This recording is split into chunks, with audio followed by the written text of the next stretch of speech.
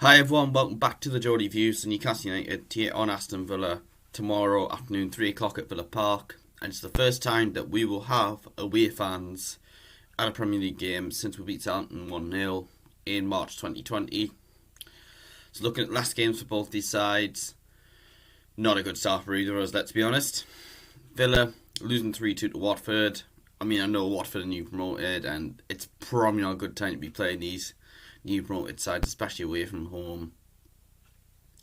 But I was a bit of a surprise, really, considering the players that Villa have signed this summer. I know they lost Jack Grealish.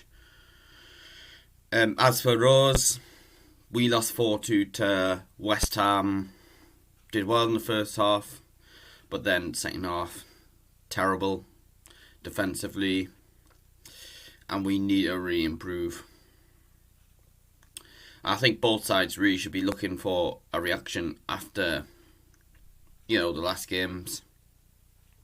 So we're looking at the team news for Aston Villa. It looks like they got Bertrand Traore, Ollie Watkins, Trezeguet, Morgan Sanson all out this game. Douglas Luiz is 50-50. Apparently he's going to have a late fitness test. As for Newcastle, Jonjo Shelvey's out. Let's be honest, is he going to be a big miss? Nah, not after the way he played against West Ham. Paul Dummett's out, but there is a possibility he could be back against Burnley in the Cup. Dubravka, Darlow and Anderson are all definitely out though. Jamal Lascelles, there is a slight chance he could feature, but I wouldn't be starting him, to be honest. So players to watch out for from Aston Villa. First up, Danny Ings. They kept it quiet, really. I think the first I heard about Ings Villa was when it was actually announced. Bit of a surprise, but it's a brilliant sign from Southampton. Then there's Emi Buendia, who is a good sign from Norwich City. I was surprised Norwich let him go. They're new promoted. Why are you letting all your better players go to another Premier League club? Ridiculous. Yes, 30 million is a good amount of money, but still, you don't want to be doing that. Then Leon Bailey, who they signed from Bayer Leverkusen. I've heard good things about this lad. Anwar El Ghazi is someone I do really rate. John McGinn is another lad. He's such a workhorse for Aston Villa. And finally, Matty Cash, who is a decent right back. So, we'll get into my starting 11. So, starting off in goal, I am going to go with Freddie Woodman. He didn't do anything wrong against West Ham. It was defence that let him down, and they need to improve. But Woodman, I thought, had a decent game. And I'll happily give him a run on the side for now and see what he can do. Because you never know, Tim Krul did well when he got a run on the side, and obviously became our number one. At right wing back, I'm going to stick with Jacob Murphy.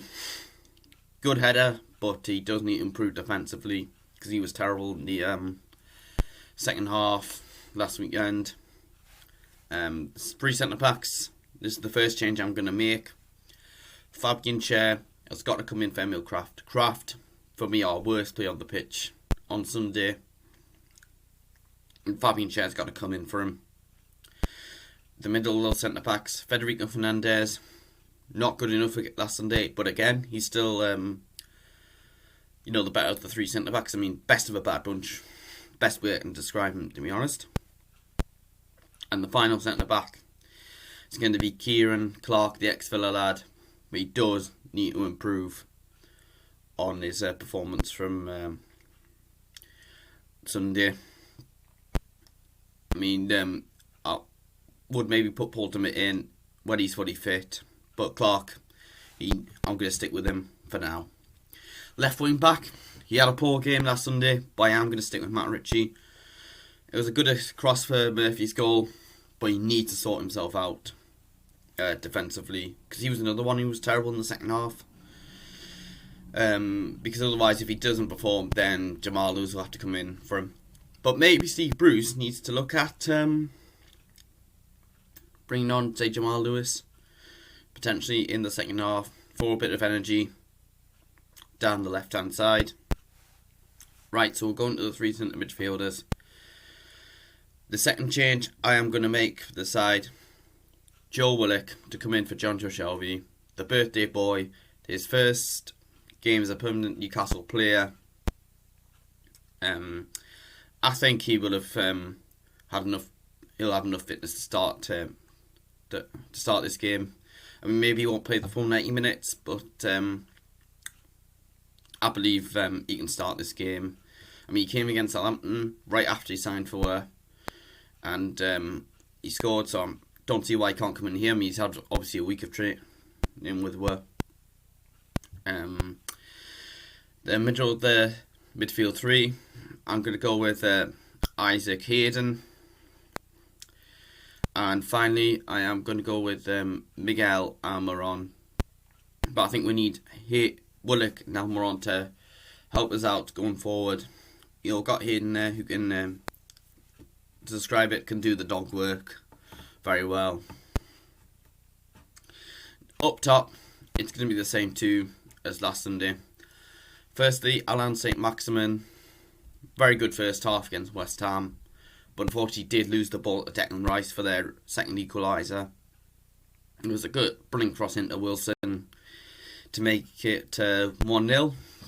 And speaking of Callum Wilson, that's obviously who I would start ahead of him. So that's my start 11. Let us know if you make any changes.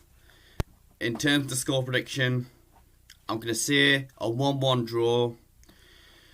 I'm just thinking with Joe Willock in the side, I think we'll definitely get something out of this game. You know, we'll probably add a boost just with him starting, if he does start, or with him at least coming off the bench, really. So that's what I'm going to go for. Let us know your prediction in the comments below. Thank you for watching. Don't forget to hit like, subscribe to the channel, check out my social media pages in the description below. Thank you for watching, and I'll see you later.